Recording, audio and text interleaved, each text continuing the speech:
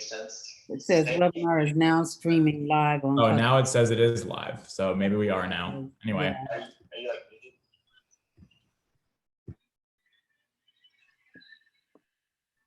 I can't hear you though, Jesse. Yeah, and then you can take a second to build an audience there. All right, Uhuru, I think we are live now. So we're building an audience here. So we're just going to take a second to confirm that we are. And just want to thank everybody for tuning in. And we are live. Okay, good. All right, Uhuru, everybody. Welcome to this week's live episode of the Reparations Report, co-hosted by the African People's Solidarity Committee and our mass organization, the Uhuru Solidarity Movement. And we are very honored today to be joined by the Deputy Chair of the African People's Socialist Party, Onezene Yeshitela. So just want to start off with an Uhuru revolutionary salute to Deputy Chair Onezene. Uhuru. Uhuru, so great to have you on. Thank you so much for being with us. And I also want to shout out Chairwoman of the African People's Solidarity Committee, who is with us from St. Louis, Uhuru Chairwoman Penny Hess. Uhuru, Penny. Uhuru. And want to thank everybody who is watching on both Facebook or YouTube. And this is the Reparations Report that goes into the question of reparations to African people. We want to salute Chairman Omali Yeshitela, our leadership, the African People's Socialist Party, the leadership of the worldwide African anti-colonial struggle, which created the Uhuru Solidarity Movement as the way for white people to take a principled stand in solidarity with the African community by organizing in our own white communities for reparations to African people. That is the meaning of genuine solidarity, not charity. So we want to salute our leadership, salute Chairman Omali Yeshitela and African internationalism. And we also want to really appreciate and salute the incredible strategic campaign and project that is being forwarded by the African People's Socialist Party right now through its organization, the All African People's Development and Empowerment Project, to initiate a people's war against coronavirus, against COVID-19, this imperialist imposed pandemic crisis that is affecting the whole world, but especially the colonized and oppressed African working class. So we want to salute Dr. Aisha Fields and the entire People's War Commission, the Project Black Ankh. We're going to be talking about that tonight. We're going to be talking about how we as white people can join in solidarity with this people's war by supporting the Project Black Ankh and also by supporting and defending the party's economic institutions, the strategy and struggle of the African People's Socialist Party to build political and economic power in the hands of the African working class. So we want to thank everybody for tuning in. And if you're watching on Facebook, we want to appreciate you and let you know that in the event that Facebook decides to take down this broadcast because we are exposing the truth about coronavirus, COVID-19, and colonialism, as they have been wont to do, you can find us on YouTube, youtube.com/Uhuru Solidarity. If you're watching on YouTube, please like or follow our page, subscribe, get notifications, share this video, get your friends and family watching. We want to spread this far and wide. And we do have a goal tonight with this program to raise resources. This is the stand of reparations. So we want to raise $1,000 for the Black Power Blueprint. And you can do that by going to blackpowerblueprint.org. So we will be jumping in throughout the program tonight to announce that, to let you know how much we've raised. And we encourage people to go ahead and do that, blackpowerblueprint.org. So without any further ado, I'm going to turn it over to APSC Chairwoman Penny Hess to kind of lay the groundwork for the discussion that we're going to have tonight. And then we have a very exciting interview with Deputy Chair Onezene Yeshitela. Uhuru. Uhuru, thank you, Comrade Jesse. I want to welcome everybody that's here, and I want to salute Deputy Chair Onezene Yeshitela, and thank you so much for being on with us today. This is very, very critical, and I'm very excited for people who are listening, who are participating, to be able to see just the kind of leadership that you provide in particularly the economic front and all of the party's institutions by and for the African working class that you are responsible for. And so again, I'm very much looking forward to our discussion with Deputy Chair Onezene Yeshitela, and salute you and the office of deputy chair, which is incredible. And of course, I want to salute Chairman Omali Yeshitela, whose political and organizational leadership for a half a century, never, ever, ever wavering in the face of any obstacle, always fighting upstream, always taking on with incredible integrity the interests of the African working class population inside the borders of the United States and around the world, and building an organization, not just a talk fest, not just an idea, but making it real on the ground every day. The fight for African self-government is so clear. And this particular campaign and this particular situation and crisis that we're facing, the campaign that the party calls the People's War. And this is the People's War led by the African working class, taking on this one more assault by colonialism on African and colonized peoples here and around the world, that we are demanding from the white population. We are calling on us to recognize how urgent and critical this period is. It's a matter of life and death. And that while, as Malcolm X said, while white people often might get a cold in some situation, African people catch pneumonia. And that we are going to see the way that the implications of what the state is doing around the coronavirus epidemic is going to come down and is coming down against the colonized African population inside the borders of the United States. We know that we've seen in the past, we know, for example, that FEMA is involved in this. Trump turned it over to FEMA about a week ago.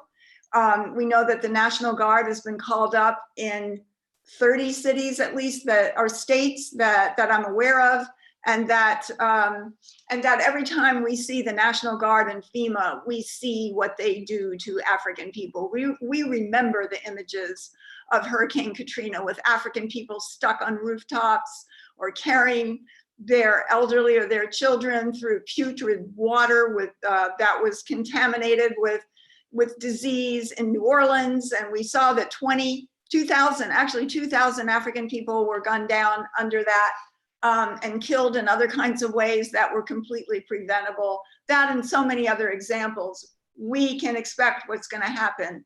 And, you know, we're talking about the question of reparations, the question of the fact that all white people sit on the pedestal of the enslavement of African people, the theft of Africa's resources, the genius of the African civilization and humanity that it has brought to the world, and that everything that we have is a result of the stolen resources and stolen labor of African people. So we are the colonizer nation. We have a totally different experience.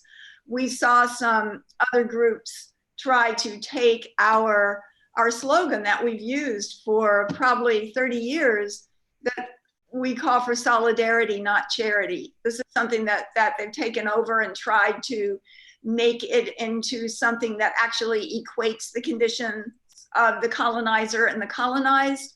And we're saying the only real, genuine solidarity that's not charity is reparations to African people under the leadership of the African working class. And I just want to say quickly, there are two realities inside this country. We see that, you know, on the New York Times, for example, there are articles talking about how, well, what white people should cook during the coronavirus when they're working at home and still making all the money, and, you know, and have social wealth, and how to get a decent haircut for yourself, and, you know, all the different things, an app for your children for games. Whereas the African community is catching unmitigated hell. African people can't work at home because they don't have jobs, or if they do have jobs, they're not the kind of thing where people are working on a computer and able to work at home. That's not a reality. African people are losing their jobs, losing the resources, they're being taken away, and that everything about this plan that is being put out by Trump, by the US government, by the Senate, by the Congress is about saving capitalism, saving the ruling class, and they don't care what happens to the people. Over $2 trillion they're giving to the corporations, to the Wall Street bankers, to save this economy. And they're saying that they're going to send a little check of $1,000 to everyone. Well, we'll see. But even if they do, that is nothing compared to what people need to live for the duration of the time. So we are calling on people here tonight to contribute. We want to raise $1,000 tonight. We want to raise it for the Black Power Blueprint. We want to raise it for all of the institutions that are under the wing of APEDF, Black Star Industries, that are seriously hit by this crisis, and to turn the resources back over to help fund all the things that are needed, including workers who have been put out of work under the conditions inside of some of the institutions of the party, that there's no other organization in the entire world that has institutions by and for political power and economic power in the hands of the African working class here and around the world. And I am very honored to be under the leadership of the African People's Socialist Party, to recognize that this is the progressive stand that we can take. We must not sit back during this crisis. We must fight. We must take up our responsibilities of the people's war on the pedestal, on the backs of African and oppressed people around the world. This is what is changing the world. And with this leadership, the party will lead a process to come out on the other side, in which the revolution deepens and it gains and is winning, and imperialism is being destroyed. And that's how we end this coronavirus once and for all, when the African people and the African workers have power in their own hands. So I just really want to salute this. I'm very happy to be here tonight, and let's go forward. Let's raise $1,000 tonight. Uhuru. Wow. Uhuru. Thank you, Chairwoman Penny Hess. And before we jump in to our discussion with the Deputy Chair of the African People's Socialist Party, Deputy Chair Onezene Yeshitela, we want to show you some pictures and just really show how, you know, as this crisis is deepening, the African revolution is surging ahead. The Black Power Blueprint has continued to move forward. And I'm going to show you some pictures real quick. Jesse, while you are doing that, I was just wondering, because I realized that I did not say that people should go to blackpowerblueprint.org to put in the resources. So I just want to remind people, go to blackpowerblueprint.org and start putting in the resources. Let's turn over the social wealth and raise $1,000 tonight. Uhuru. Uhuru, absolutely. That's 10 people doing $100 each. That's 100 people doing $10. We have to make this happen. So go to blackpowerblueprint.org and contribute whatever you can. So hopefully you can see the picture now. I think you can, perhaps. Beautiful. Okay, so the flag is still flying in St. Louis. In the midst of this imperialist crisis, the flag of the African nation, the African Revolution, is still flying in the St. Louis skies near the Uhuru House. So wanted to show you that. We also wanted to show that a few days ago, the roofing was delivered to St. Louis to be put on the outdoor event space, the stage across the street from the Uhuru House. And this is a beautiful image. Wow. Very, very stunning, striking image of the stage in the works. And you can see that beautiful red roof on top. So this is the work of the Black Power Blueprint, constructing the independent African economy and the ability for African self-government right there in St. Louis. And Mr. Gary Brooks and others in the community began the process of planting trees in the Gary Brooks Community Garden. So the work is moving ahead, and we know that the work is going to move ahead. And as Chairwoman Penny said, once this whole imperialist imposed coronavirus crisis is behind us, that there may be significant portions of the parasitic capitalist economy that will never look the same again. But the Uhuru movement is going to come out of this. The socialist economy is going to come out of this stronger than ever. And we have a responsibility to ensure that that happens by paying reparations, going to blackpowerblueprint.org and doing everything we can. So now we have 2 quick videos we want to show you. So these are videos of people in the community who were interviewed, and this was actually for the Black St. Louis Speaks newspaper. Okay. Putting out, the International People's Democratic Uhuru Movement is putting out. It's coming out shortly. Great, yes, so that's another thing that's happening, you know, just part of the whole revolutionary movement there in St. Louis. So let's take a look at these 2 clips of people right there in the African community of St. Louis talking about what this project, what the Black Power Blueprint means to the community there. Are we going? Okay. So on Martin Luther King's Day, it had been a flyer going around and a Facebook event going around about this Martin Luther King's Day event that was at the Uhuru House. And I had been hearing about it, the house, but I had never had time because I'm always at work and doing these things. So when I seen that, I was like, okay, I'm off today because I got that holiday off.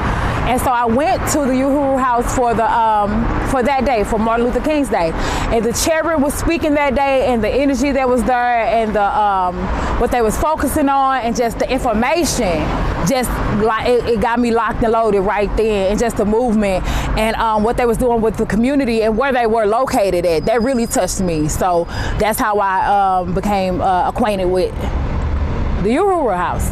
Awesome. And the Black Power Blueprint, what does it mean to you? How do you see it doing good in the community?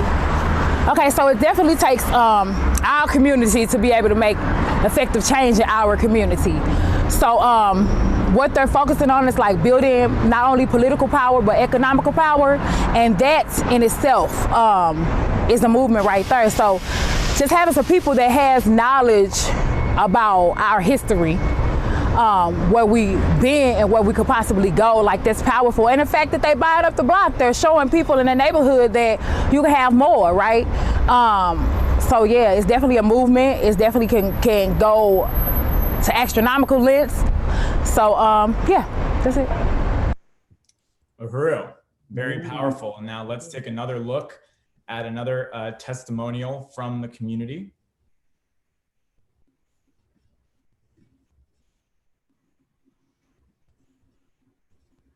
All right, here we go. My first question is, what does the Black Power Blueprint mean to you? Okay. Well, first of all, I'd like to thank you for joining me here in my home. The Black Power Blueprint to me is very vital. It's very important, mostly because I'm aware of it. And I'm awake to the principles that the Black Power Blueprint stand for. To me, it stands for the economic development and empowerment of Black people and giving us our independence and freedom through those economics and resources that have been starved of our communities for centuries.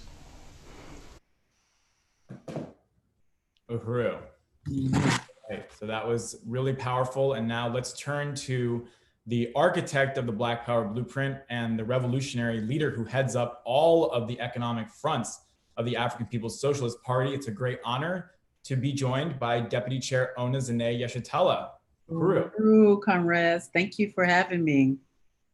Uhuru, Deputy Chair, thank you so much for being on. So we want to just jump right in here and let's talk about what's happening right now. You are the leader and very well-known leader of the work of the African working class to build the capacity for self-government and an independent anti-colonial African economy. So could you talk about what this means, and especially right now with the US government just so obviously failing to provide any kind of meaningful leadership in response to this COVID-19 crisis?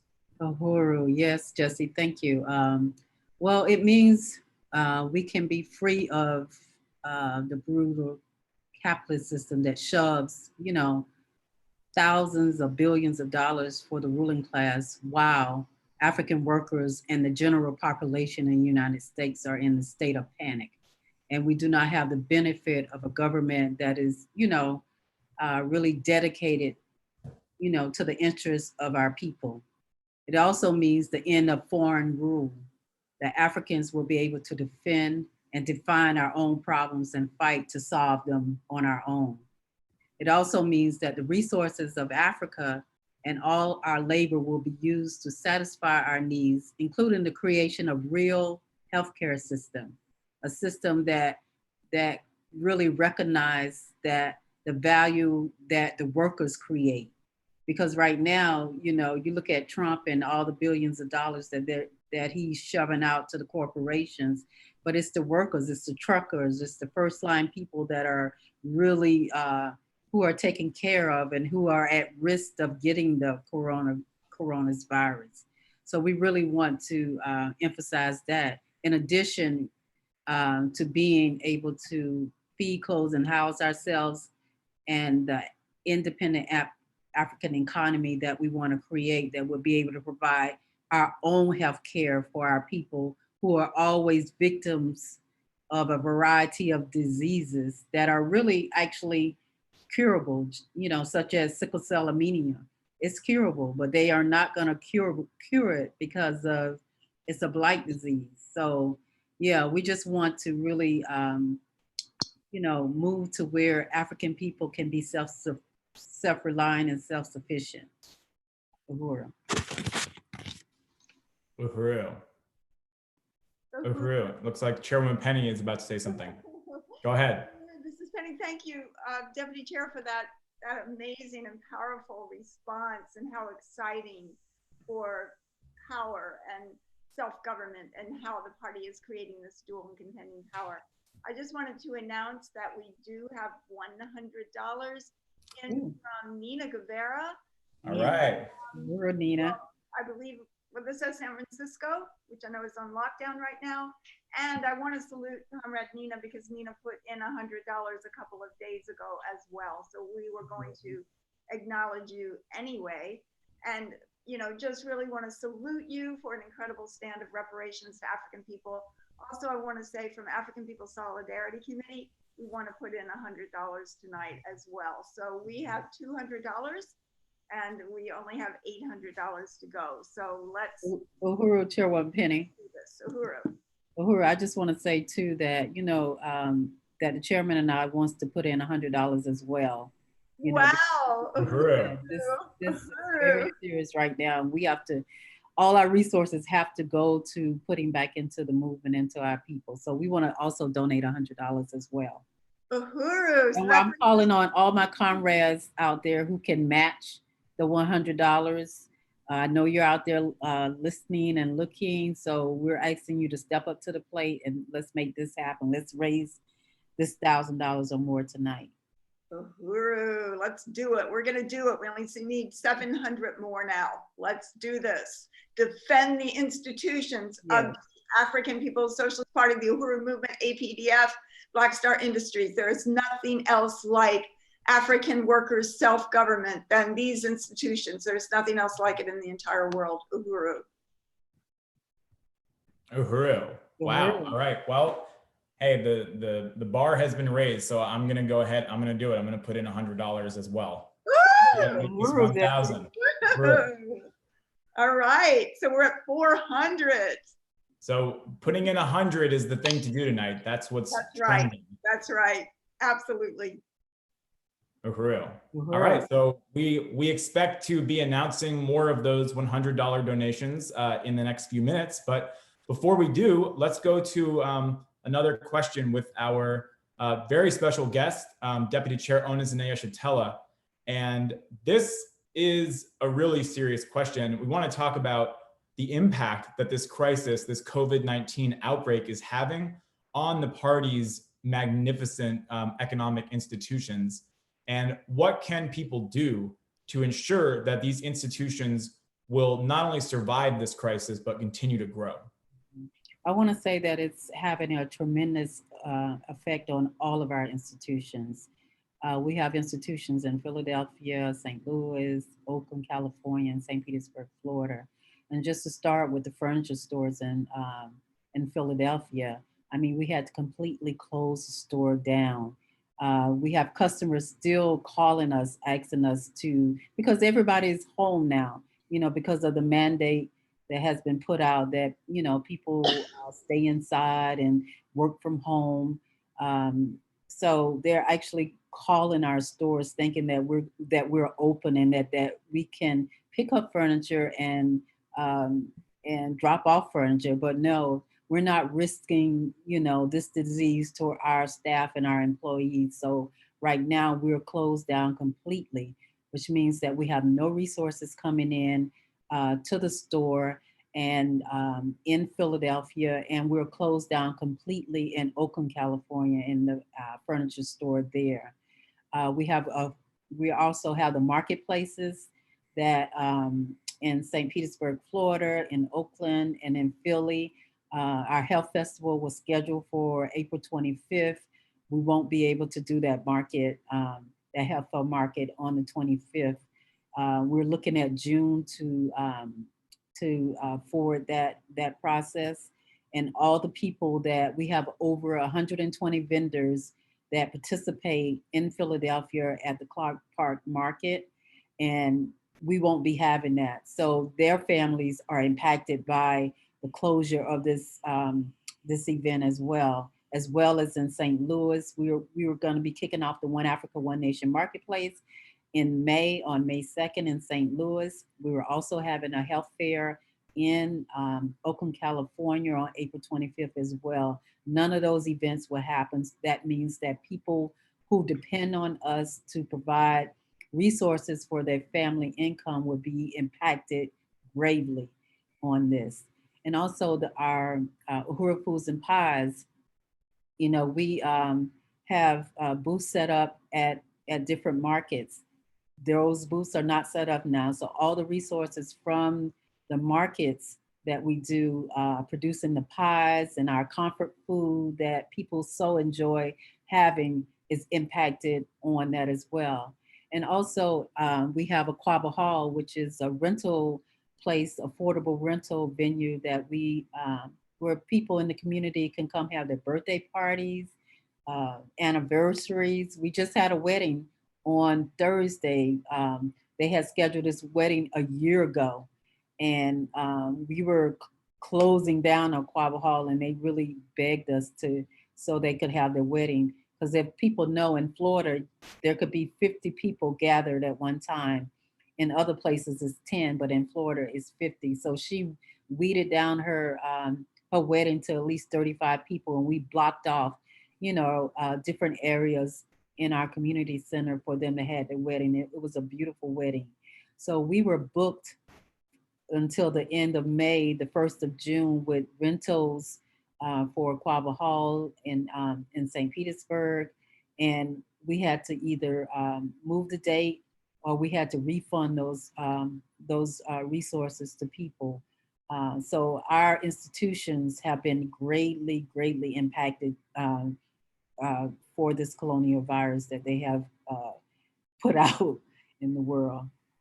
Uhuru, I just want to say thank you, Deputy Chair. And that is very, very incredible to see, you know, all of the resources being generated by Black Star Industries and APDF, and its ripples in the community when this is being, you know, attacked by this colonial assault that we're seeing right now. And I just want to announce that we have some new donations here. Comrade Johan put in $10. Comrade. Johan. Comrade Kitty put in $100. Uhuru, Kitty. Comrade Jackson, $100. Uhuru. We only have 390 left, and well, I'm gonna have to put in $100 personally. So we're gonna put in $100 along with the seat. So that only we only need $290 more. Well, let's keep going. Let's not say we only need $290. Let's keep going. Let's keep going. 2,000. Going.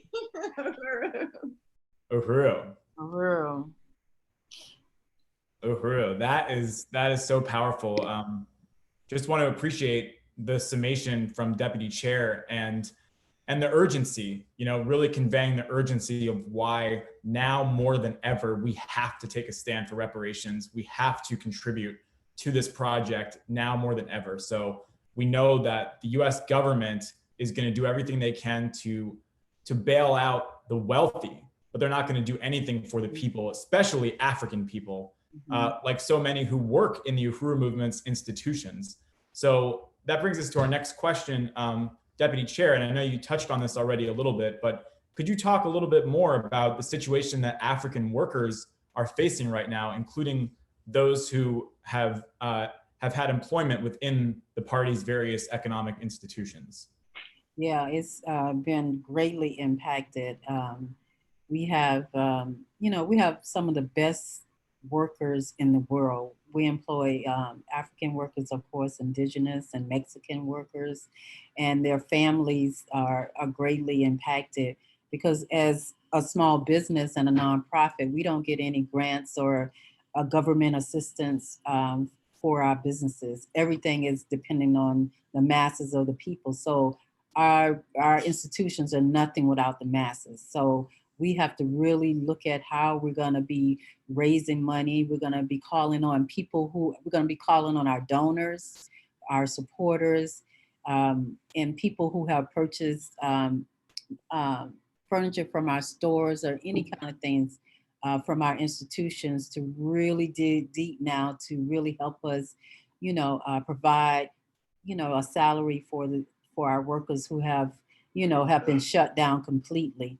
None of them wanted to not come to work. They want to come to work every single day, and they come to work happy, because we provide that environment for them to be happy. And this has, I've had really sleepless nights thinking about how we're going to take this on. We've set up resource centers, online virtually where people can go in and put in, different resources. Just like right now, Trump is saying that he's going to give us each person $1,000. Well, I don't think that's going to happen. We need more than $1,000 for these families to survive this, because it's not going to be just 1 week. We're just down 1 week. This is going to be going on for a while, and we have to find a way that so we can support the families that work in Uhuru Furniture, who works at Aquaba Hall, who works at Uhuru Foods and Pies, who works at our One Africa, One Nation marketplaces. We have to really, provide that we cannot let that go unsolved. So we're asking everybody to go to blackpowerblueprint.org and donate, not just today, but call on your friends and family. What we're going to be doing also is we're going to be doing videos from our home, asking people to donate as well. So we're just lining up different strategies that we're going to be putting out in the days and weeks to come in order for people to help us fulfill the needs of, caring for and supplying resources for the people who works in our institutions. Uhuru. Uhuru.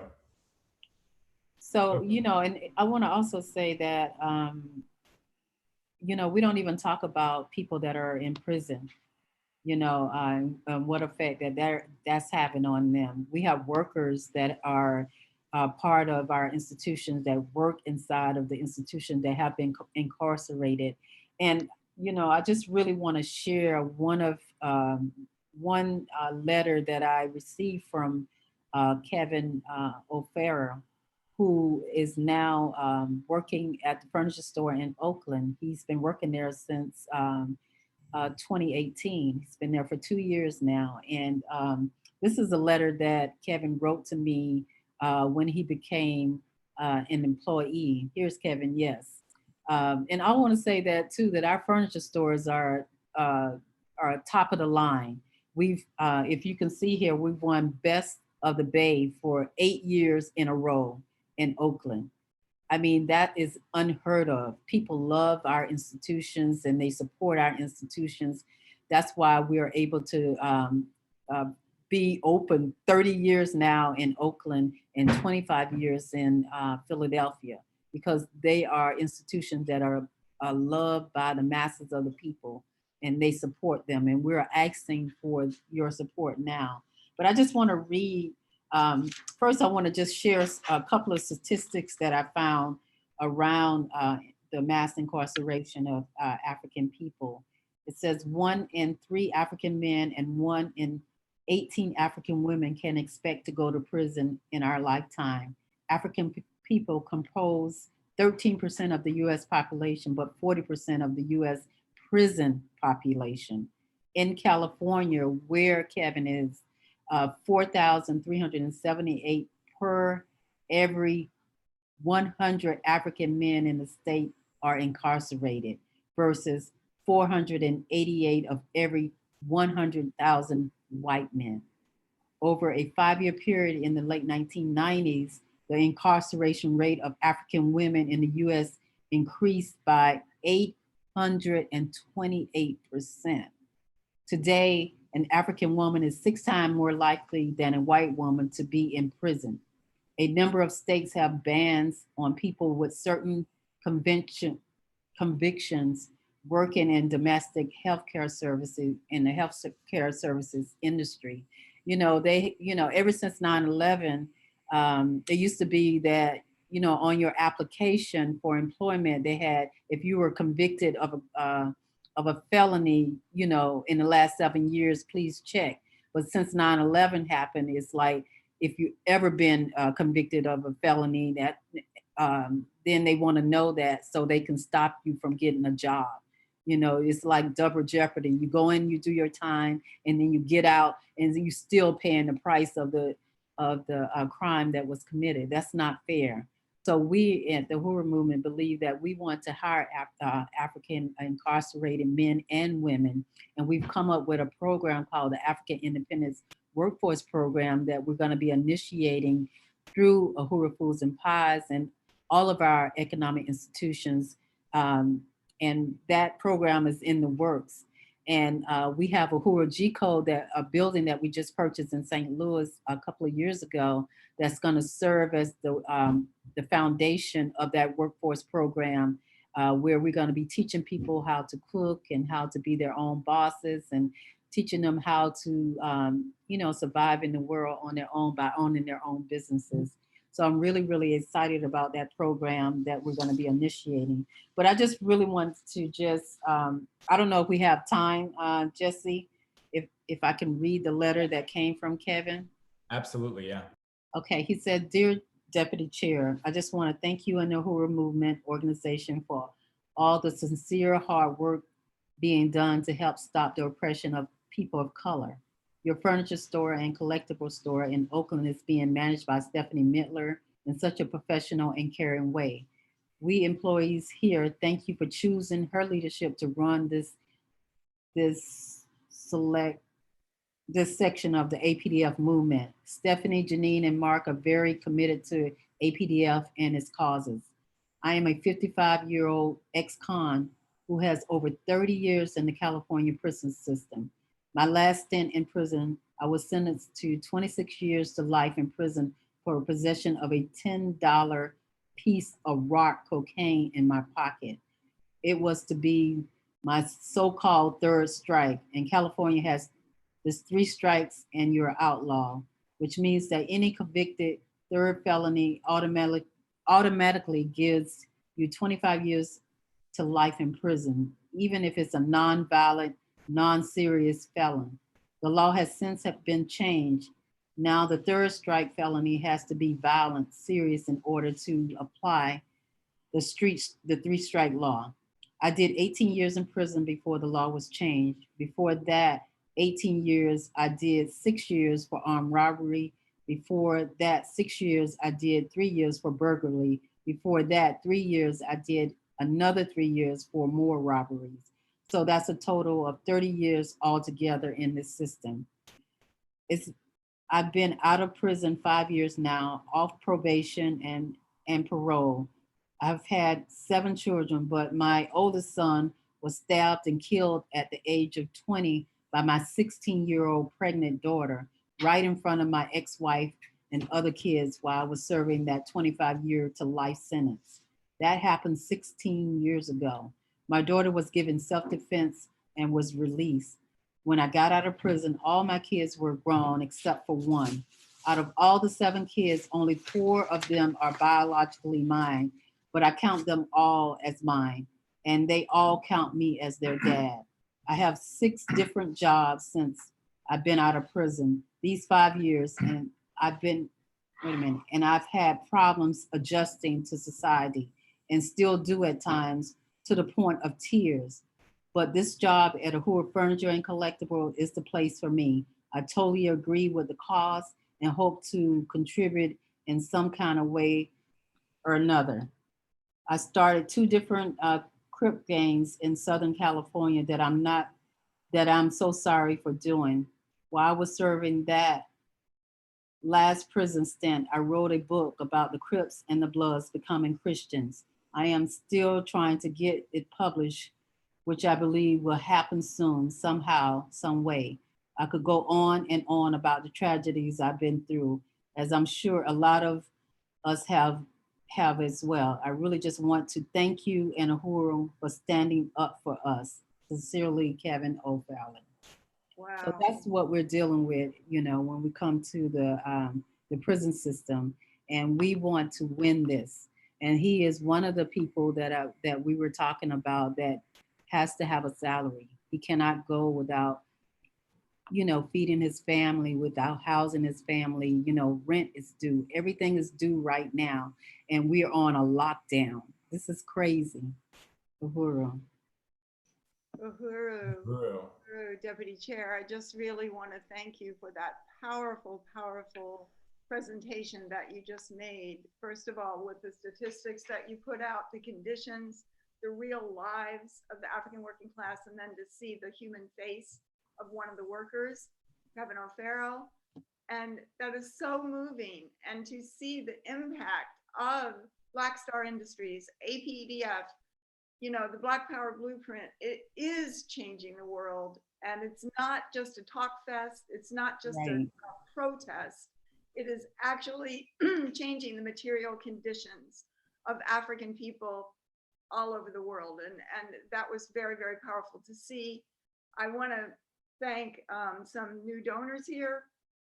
Comrade Kyle Weiss gave $25. Uhuru Kyle. Uhuru Kyle. Uhuru Kyle. Santosh gave $10. Uhuru Santos. Uhuru and Comrade Renee gave $10. Uhuru Renee. So we're 3/4 of our way to $1,000, and of course we want to go beyond that, but we have $245 to go. Come on, comrades, we could do this. Yes. We have to do this. Uhuru. Uhuru, thank you. I just want to say I was incredibly moved by that whole letter that you just read, and just really being able to understand what this means, the real life impact that this is going to have. And as Chairwoman Penny has been talking about a little bit recently, when we look at like the way that this crisis is being summed up for the white community, it's just so flippant in a certain way, just about like what kind of Netflix shows to watch while you're on quarantine. But as you just made so clear, Deputy Chair, the reality for African workers is completely different. This is a life and death situation. And the party represents life, represents the future for African people to have life and to have power. So I want to just join in calling for people. The most popular amount to donate tonight has been $100. So let's not forget that. When you go on there, every amount is good. I don't want to discourage you. If you can't do 100, I don't want to discourage you from donating whatever you can. But if you can do 100, even if it's hard for you to do 100, but you technically could, please do it. Go to blackpowerblueprint.org and contribute towards the future of the African Revolution and for all of humanity. I just really want to unite with that, Jesse. Again, the African People's Socialist Party's the wing that it has over so many institutions, over 50 institutions led by Deputy Chair Onasene Shatella. Incredible. And sometime we could just have an interview with you about how you built so many fronts of this, but the thing that's so powerful is that the African People's Socialist Party, again, is not just about a protest, although the party has led protests and certainly against police murder and violence in prison way before there was any other group taking that on. The party in PDM, the Uhuru Movement, was out there by itself. But the African People's Socialist Party is a revolutionary movement, and it is about absolutely changing the conditions of life for the African working class by bringing them into power. And that is true socialism, in which the African workers have control of the means of production and therefore all of the interests of the African working class, not the Wall Street bankers, not white people, not the lifestyle of on the pedestal for white people or anything else like that. That the world is about, the world will be transformed and is being transformed by the work of the party that is changing the material conditions of African people right now. We must defend these institutions. We must pay reparations.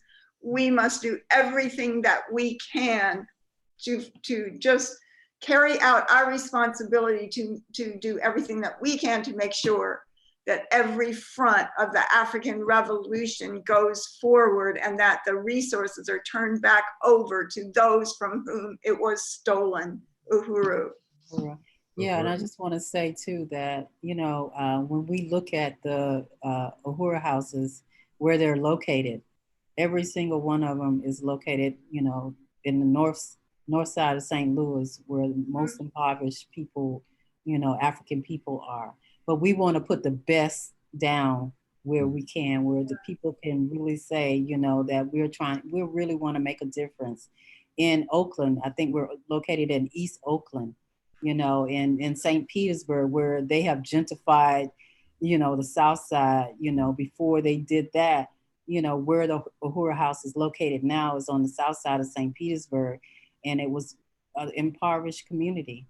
But we put down the best for our people so they can have something that they can be proud of and be proud to, you know, support it.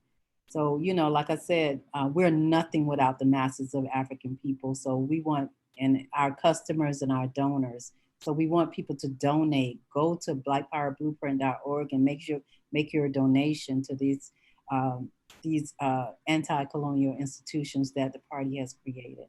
And we want to thank Comrade Ann Hirsch in St. Petersburg. Put in $10. Thank you, Ann. And that gets us to only 235 left to go. 235. We can do this. There's somebody who put in that whole thing, and then we can keep going. Uhuru. I want to thank Comrade Ann for putting in $10, and so we have 235 left to go. And between, I got a calculator here, that's why I'm looking down. Between Facebook and YouTube, there's currently about 30 people tuning in right now, which is great. Uhuru to everybody who's tuning in. So if everybody put in $13, we would meet our bare minimum for tonight, $13. But of course, we want to go beyond that. But if you can do 13, you should do 13. Go ahead to blackpowerblueprint.org. Let's all chip in and make sure that we raise $1,000 urgently needed. Reparations now is not just a demand. It's an action that we have to take right now, reparations now. So go to blackpowerblueprint.org and put in whatever you can to get us to our goal tonight for the Black Power Blueprint, which brings us to the last question for our amazing guest, Deputy Chairwoman Zanaya Shatella, and that is about the Black Power Blueprint. So Deputy Chair, we saw those great pictures earlier. Could you talk a little bit more about specifically that project in St. Louis and, you know, its status right now and where it's going? Yes, that's the One Africa, One Nation Marketplace and the Gary Brooks Community Garden. That project has been in the works for at least a year now. And we are wrapping it up. We're about 95% done right now. And we wanted to provide an outdoor venue for the One Africa, One Nation Marketplace. When we first got to St. Louis, we were trying to find a place where we could hold the One Africa, One Nation Marketplace events, and we couldn't get any help. We finally got help from one of the altar persons, I think his name is Terry Kennedy, at the time in Ward 18. He allowed us to use one of the parks there to put our first One Africa, One Nation Marketplace event there. And we just decided that we wanted to have our own space. That way we could be in control of what we wanted to do there. So this particular area is right across the street from the Uhuru House. So we were able to get 2 abandoned commercial buildings, and it was also 2 lots attached to that.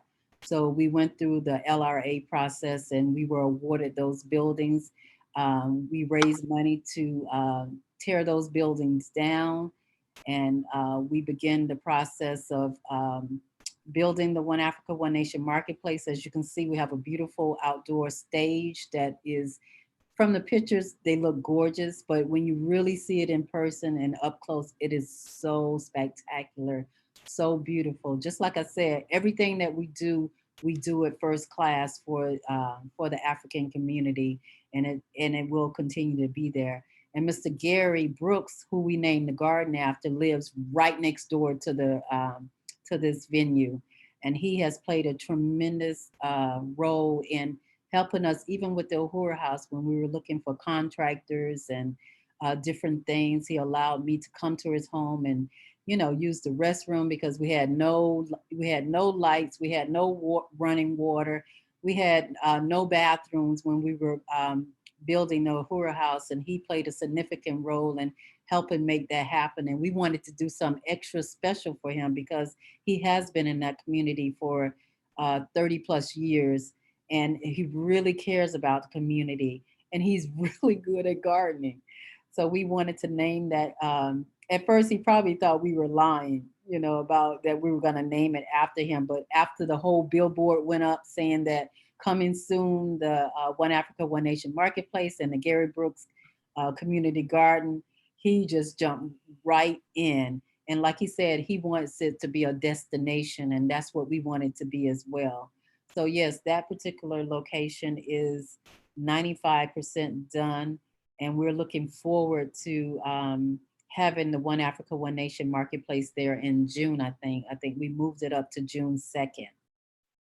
So, but right down the street, we also want to build a community basketball court because we have kids outside playing basketball in the streets. So we decided, we purchased 2 commercial buildings there from the LRA, the Land Revitalization Authority that's owned by the city, where it's a land trust organization that house a lot of the abandoned property. So we purchased a commercial building there.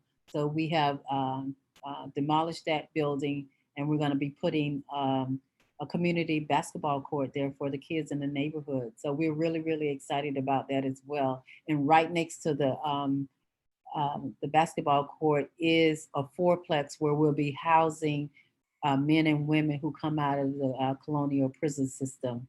So we're just, you know, we're just building block by block, building by building, you know, trying to make it, you know, the Chairman Hess's slogan, we want to make the north side look like the south side, but without gentrification. And that's our goal. So yeah, Uhuru. Uhuru, Deputy Chair. Uhuru.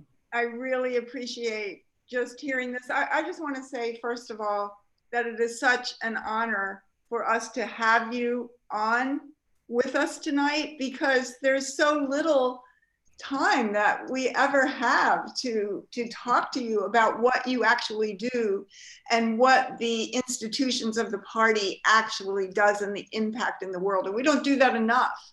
And just to see, and we haven't even really, this is just the tip of the iceberg, right, of what you are responsible for. We could talk about the bank and the Uhuru Wabenki, and yes, you know, just so many different institutions that you have put in place and trained and wow, and carried out the mandates of the chairman and the political reports for the dynamic infrastructure of self-sufficiency that the party is and has been from the very beginning. So I want to say that, first of all, we want to salute Comrade Ali Ayello, $250. Yes. Uhuru. Wow. Our pilot. Yes, yes. The Uhuru pilot. That's going to come in handy one of these days. And also want to say Comrade Kitty put in 13 more. Oh, Uhuru Kitty. 13. And Lisa Watson put in 25. So, Uhuru, Lisa. so according to my calculations, we're at $1,053. Uhuru. Uhuru, comrades, I just too want to salute our chairman, Chairman Omali Yeshitela, for his vision. You know, he's been on this front line for 50 plus years working for African people and Africa, you know, to make everything possible for us to be a united, liberated people. And he has not stopped. So I just really want to salute the chairman of the African People's Socialist Party and the African Socialist International. And I just really want to thank President Jesse Nevel of USM and Chairwoman Penny for making this happen. I know I'm not on these interviews a lot because I'm a worker. You know, I'm proud to be an African working class woman, and I wouldn't have it any other way. And I like getting my hands dirty and, you know, just making it happen for African people. Uhuru. Toed boots on. Yes. Uhuru, well, I just want to unite with Chairwoman Penny that it's been an amazing honor to have you on, Deputy Chair, and I wish we could do this every week. We'll definitely be sending you some more invitations if your schedule permits, because this has been really profound, and also looking forward to being able to talk with you at the USM convention in more depth about what you do and the work of the party to build, to, you know, make the chairman's vision a reality of an independent, anti-colonial African economy. So before we close out, I know we wanted to take a moment to pay tribute to Musa Abantu, Yes. who is a fallen comrade who passed away a year ago from yesterday. And we really want to pay tribute to this incredible young African member of the Uhuru Movement, and just honor his memory and recommit ourselves to fight for victory to African people and reparations to African people in honor of Musa Abantu. And I just want to say as well that, you know, we every month we have a Musa Abantu poetry open mic event in honor of Musa, and that's led by Comrade Abdul Alexander and Chichara Masimba in St. Louis, Missouri. And we really want to take this event further, and we want to like implement them in every area that we have, you know, members. We want to, you know, expand the Musa Abantu poetry and open mic events to all over where the Uhuru Movement is in the future. So yes, you can go ahead and show the video now, Jesse. Uhuru. All right, so we have a short video clip of Musa.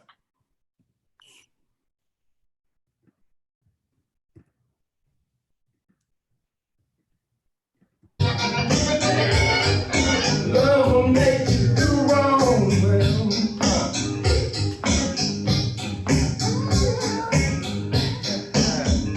I gotta work on the legs, but I'm Musa, Uhuru. Alright.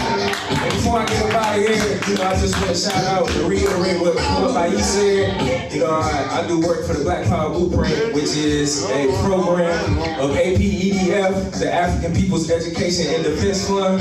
And like she said, we want to build the capacity to be able to feed, clothe, and house ourselves.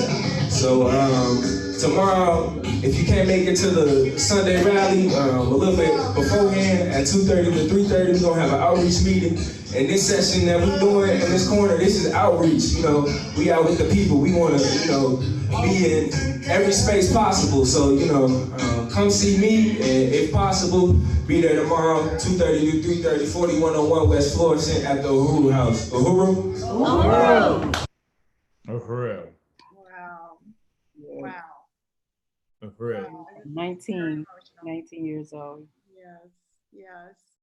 Well, I thank you for playing that. That was, this has just been an incredible interview and web show tonight. I also want to thank Comrade Maureen Wagner, who just put in $100. Maureen. We're at 1,153. Yes, yes. Keep going after this is over. This is ongoing. The question of reparations is not a one-time gift. It's not a favor. It's not a charity. It's a lifestyle. It's a revolutionary lifestyle that recognizes that we owe reparations as white people. We've lived off the backs of African people for the last 600 years, and African people are going to be free. This is about self-government. We just saw some in the form of Deputy Chair Ona Zanea Shatella herself. You see what the African People's Socialist Party represents, and that anything less is still in unity with this system. And that to think out of the box, as Deputy Chair likes to say, to be part of truly transforming the world, we need to be under the leadership of the African working class. And it's a very great honor to be that. Just really want to thank you so much, Deputy Chair Ona Zanea Shatella. This was powerful. This is exciting.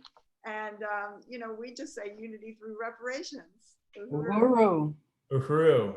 Deputy Chair, any final comments you want to make before we sign off tonight? No, I just really want to appreciate everybody who has participated in this webinar, and just say that we have a long way to go. This coronavirus is just coming to the US, and it's not going away just by us wishing it away. We have to really fight, you know, to contend with the colonial powers to be. And this is just one way that we can do that. So we're asking everybody to just support our institutions, donate wherever you can, volunteer, do anything that you can to help us move this process forward. Uhuru. Uhuru. Uhuru, thank you, Deputy Chair Ona Zanea Shatella and Chairwoman Penny Hess.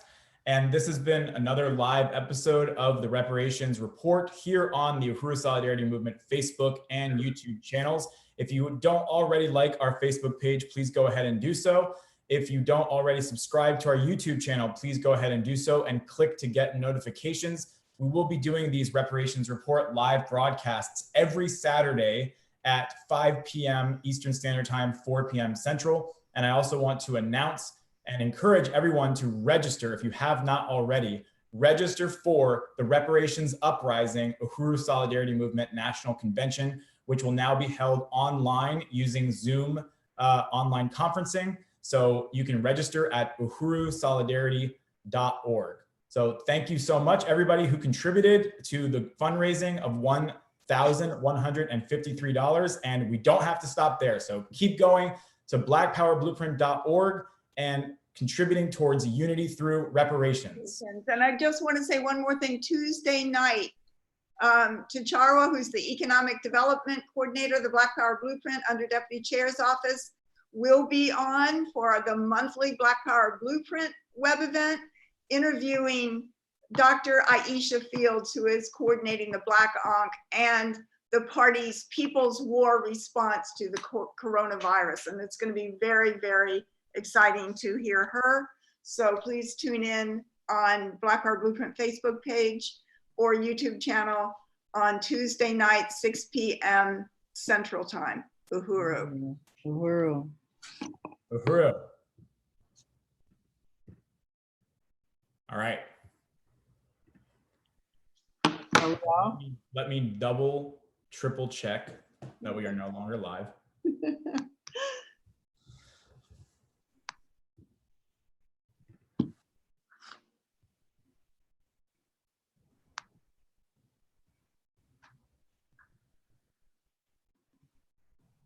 Yeah. We still Did you